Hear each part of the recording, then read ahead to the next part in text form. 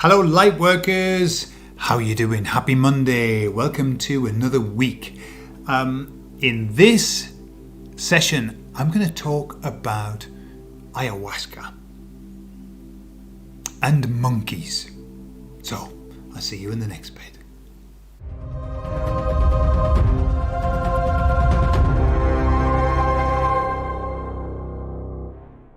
So, I thought we could talk a little bit about some of the experiences that I've had with ayahuasca, and just kind of have a little diversion around all of the normal events that we talk about.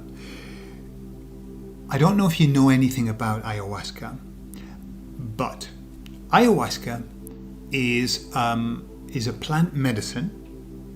Okay, it's the strongest hallucinogenic on the planet. Okay, it's very strong. It's been used for millennia as a medicine for healing people. And when I say healing people, all kinds of healing, but typically spiritual healing. Typically, it's been around for a long time.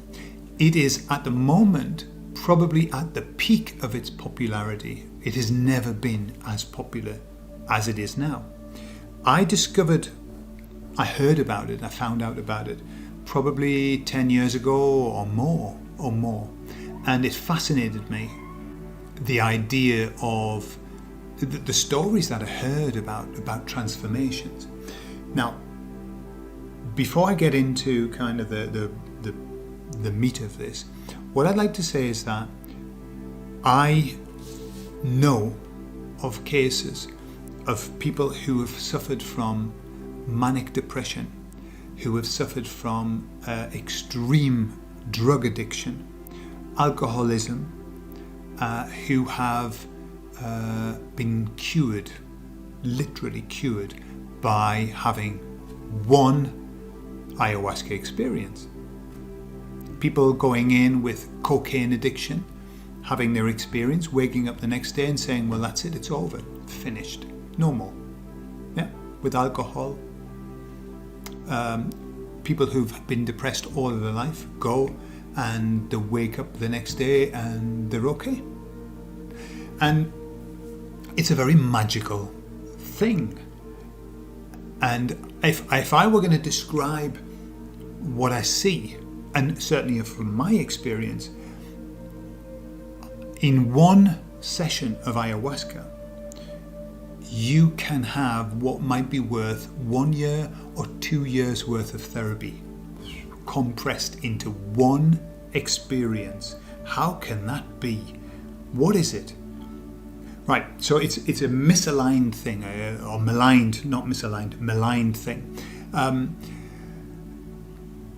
I'll state my case about what I feel about drugs. I don't take drugs.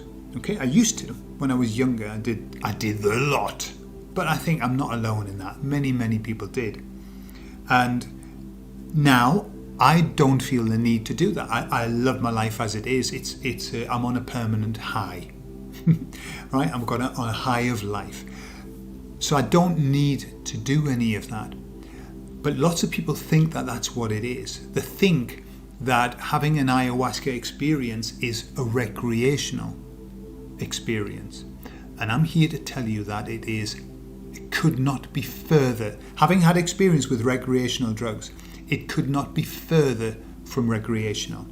It, as one of the great shamans said, there are many different experiences that one can have with ayahuasca. None of them pleasant. Okay, none of them pleasant. Because it's the strongest medicine out there, the strongest hallucinogenic, it isn't something that you control. Okay, and when I went for the first time, I thought that it was. I thought that I could control it. I thought that I was going to, and one of the things I've noticed is that you must never go cocky. If you go cocky, like me, then very, very quickly the cockiness is bashed out of you, like literally bashed out of you. So let me tell you the spiritual side of ayahuasca. Ayahuasca is the physical manifestation of what you would call the presence of nature. Now, the people who have developed this initially, they always refer to the spirit of nature as the la abuela, which is the grandmother. Okay, so it's a feminine figure that is basically in charge of all of nature. And when you take ayahuasca, you enter into her world.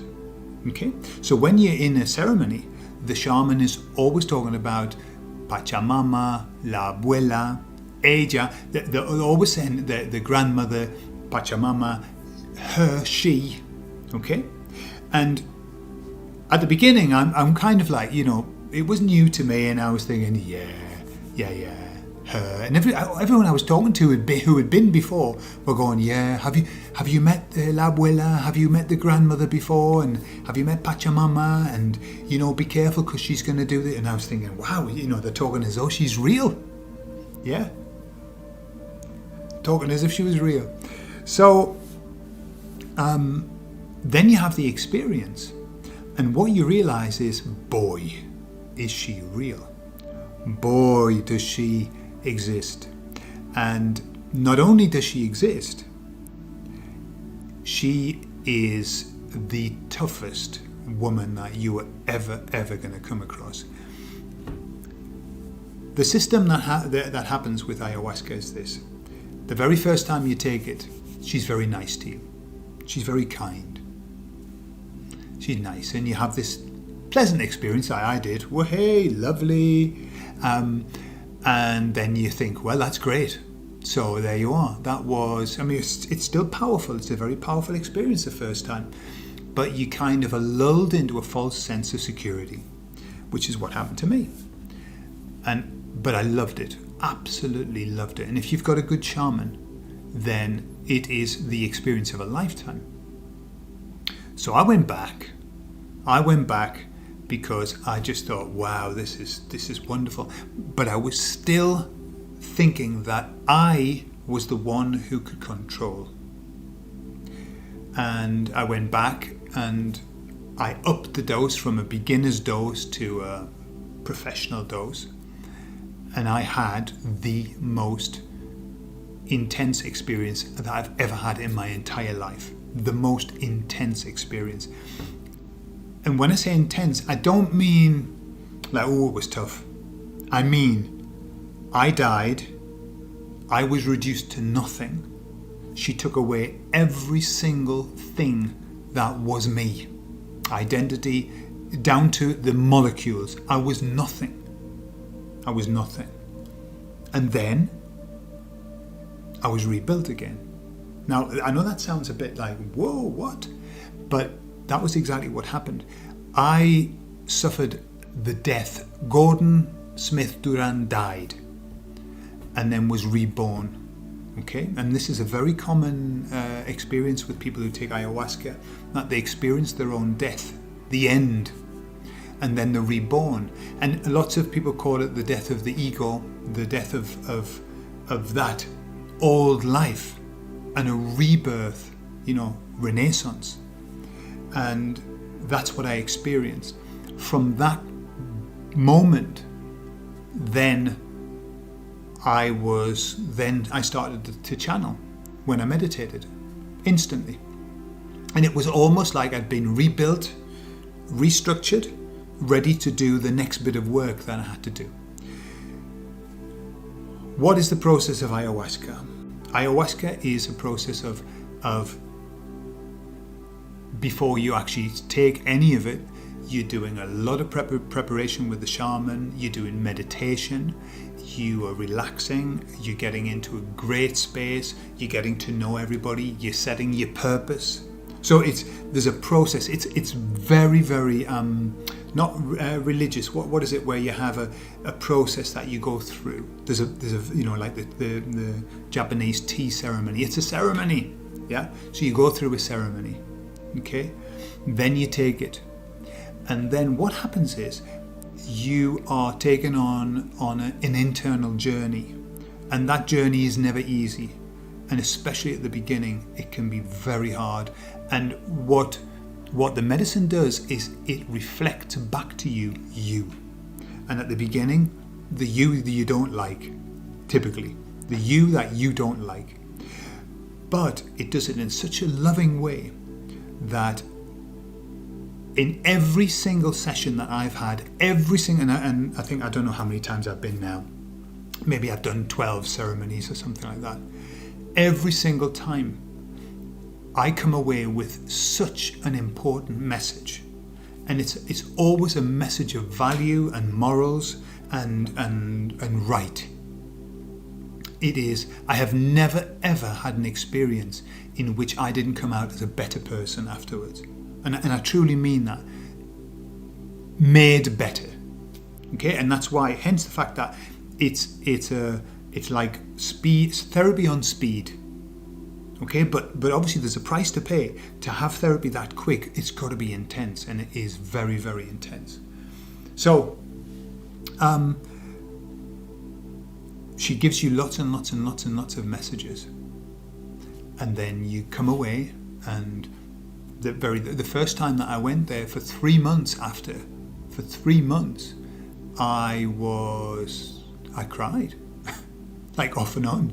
I was in an absolute weird place, and when I had the extremely intense experience, I cried for a month. I was lost. I kept bursting into tears. Why? Because there's such a radical change that happens within you. It's so enormous that sometimes it's hard to cope with, and it stays with you for a long while. You know, the medicine stays with you. And so, where am I now? This weekend, I've just been on another one, and it was beautiful. And it was so beautiful to be with like-minded people. And when you're with these people, I mean, some people would say it's a cult, because there's a certain language that people use, which is they just talk about her as though she's a real being, you know, la abuela. And that's probably the part that might put people off. But once you've been through it, you understand that everybody uses those names with great love, and not just great love, with absolute respect. Fear, respect. Fear, respect. Nobody ever talks willy-nilly about Pachamama. Nobody. Anybody who's taken ayahuasca will never ever say anything flippant about it. Why? Because if you do, you pay the price when you go through it. She really, really. I mean, I was the second time I went, I was really cocky, and I was going, yeah, come on, give me it all, give me it all. And she came to me, because she comes to you. I mean, for me, it's all visual, my experiences, like mega visual. She came to me and she said, right then. I said, come on, give me it all. She went, right then, brace yourself. And man, I went, what? Okay? And sometimes it can be like being in hell, trapped in hell. Okay? There are different periods of the process. The very first period, where it starts coming on and you start noticing it. And then there's a mad bit, the absolute madness, where she comes in like a raging wild beast, and it's mad, and you do not know what on earth's going on. It's just absolutely crazy. Then it starts to calm down, and that's when you get the very, very important messages coming through. But to get to the important messages, you've got to go through this mad bit. And if you take a lot, the madness increases. The more you take, the more mad it is, until it's just like out of this world. There was one point when I had a really bad time where what I've discovered at the beginning was, if you have your eyes open, it's more controllable than if your eyes are closed. When your eyes are closed, man, it goes wild. But when I had this really bad one, and I say bad one, but it's stroke, really good one, because everybody in studies, and I read this by a psychologist, from a psychologist who'd done studies in ayahuasca, everybody who had a bad trip, when they talked about it retrospectively, all said it was the best experience they've had out of them all. And I'm exactly the same. That horrible experience I had, where I was in it and I said to myself, if I ever get out of this, I will never do this again. I am in hell. What on earth was I thinking about? Okay? And I've been back loads of times since. But that's the typical experience of, like, it's really bad at the time, but when you look back, you think, man, that was pivotal. That changed my life. And truly, ayahuasca for me has changed my life. It has changed everything. Almost, it feels like on a molecular level, it changed me. And I hear that with everybody. It's rare that somebody says did nothing for me. You know, in fact, somebody who says it did nothing for me, I doubt very much that they even did it. Or if they did it, they didn't have a good shaman, they didn't have a good potion. Okay? If you look on the internet about the dangers of ayahuasca, you will see the same old stories about people dying, somebody killed somebody, went crazy, blah, blah, blah. Okay? But those stories are not very accurate. They don't tell the whole tale. Nobody has died from ingesting ayahuasca. As far as I know, nobody. They've done studies here in Spain. They've done studies and found that it absolutely does nothing. There's no danger. To die, to overdose, you've got to drink 5 litres of it. Now, let me tell you that when you take it in a tiny little shot glass, and it's about this much. You could never have 5 litres of it. You wouldn't be able to do it, because one of the effects, when the effects start, at least 30 to 40% of everybody in the room starts to vomit. Okay, it's happened to me 3 or 4 times. Not every time, sometimes I don't. But when it does, there's nothing you can do about it. And that's just having a tiny shot. So, 5 litres, an elephant couldn't drink 5 litres of it. It wouldn't be able to do it. So there is really no danger. The danger came, somebody died because they were ingesting a tobacco to make them purge beforehand. Some shaman like you to purge beforehand, and the guy couldn't purge and he died. That has nothing to do with ayahuasca. That has to do with a bad shaman not controlling things properly. But hey, look on the internet and find out how many people die of driving a car. Okay? Look on the internet and find out how many people die crossing a road. Look how many people die in the kitchen. The kitchen is the most dangerous place in the world. So, we can find examples of danger, but as far as I know, and as far as I've read and as far as I've experienced, it is a very, very safe thing, as long as you're with the right shaman and the right group of people. So that's, am I promoting ayahuasca? No, I'm not. I'm telling you my experience. They do say that you don't find ayahuasca. Ayahuasca finds you. And that was my case. That's how I found it. I came across it by absolute chance. Not knowing about it, I knew about it and I had the intention, but I never knew. I didn't want to go to Peru. And then I found out I didn't need to. But I'm not going to go into those details. If you were interested, we can talk about it on the chat. On the Telegram chat, by the way, the group's getting bigger, and what a lovely group. What a beautiful group. I'm going to be interviewing Liz Sorbo soon as I can, and she's going to talk about the things that she's doing.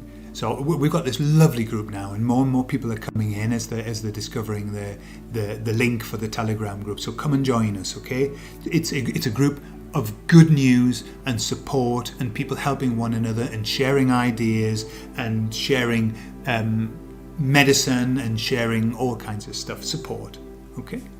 Right, so I'm going to finish with the story of the monkeys. Now, you know I like talking about monkeys. I don't know why I like talking about monkeys. I think that, again, like ayahuasca, monkeys are very maligned. Monkeys have had a tough old time. So, group of monkeys, okay, the group of monkeys, and the monkey leader says to them, okay, we've been observing humankind, and we've discovered that they do two things that to us seem to be very good. They seem to be of great benefit to humankind. And these are meditating and fasting. Meditating and fasting. Humans are doing these, and these very spiritual people, and it seems to be working for them. So I've decided that we are all going to meditate and we're going to fast. So all the monkeys nodded their heads and said, okay. So he said, okay, so right. So let's begin. Get yourself comfortable. We're going to meditate and fast now. And this one of the monkeys put his hand up and he said, just a moment. Just a thought. If we're going to meditate and we're going to fast, probably by the time that we fasted, we're going to be not have very much energy, and it could be a problem because there are lots of us and we've all got to eat. Why don't we go and collect a load of bananas and just have them here ready for when we come out, when we've ended the meditation and the fast, then we can eat the bananas. And the head monkey said, oh, okay then, go on then. So off they went and they collected loads of bananas and they piled up this big pile of bananas next to where they're going to meditate, all ready. Okay, and so the head monkey, the leader said, okay, right, now, so we've got our bananas. Let's get ourselves comfortable. We're going to fast and we're going to meditate now. Are you ready? Anyway, so the monkey put his hand up and he said, hey, I'm just thinking, if we fast, and I think we're going to fast for a long time and meditate for a long time, and that's great, and we're all excited about that. But by the end of the meditation, we might be quite weak. We might be really weak physically. What about if we peel the bananas first, so they're ready, so we don't really have to expend any energy on it at all? And the head monkey said, oh, okay, right, that sounds fair enough. So let's peel it. So they all get down and peel the bananas, and they end up with this big pile of peeled bananas ready for after they finish the meditation and the fast. And so the head monkey says, okay, right, come on now, let's get going, because time's moving on. Let's meditate and let's fast, okay? And then this monkey puts his hand up and he says, just a thought. He said, but, as everyone's saying, by the time that we finished, if we're meditating and fast for a long time, we might actually be really, really, we mightn't be able to move, with hunger and with tiredness. So what about if we put the banana in our mouth, ready for when we finished, and then we don't have to do anything, we can just eat it. Yeah, so we have it in our mouth.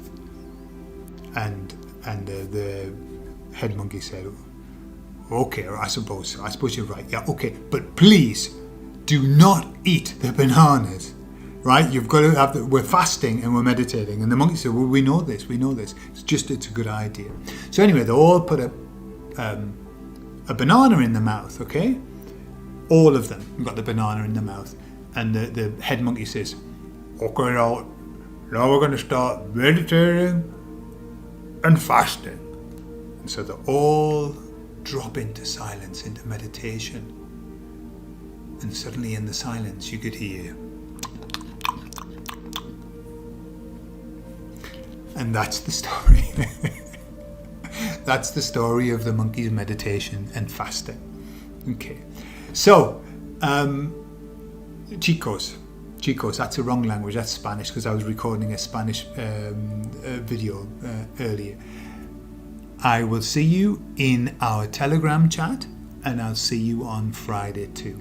Okay? Take care. Lots of love.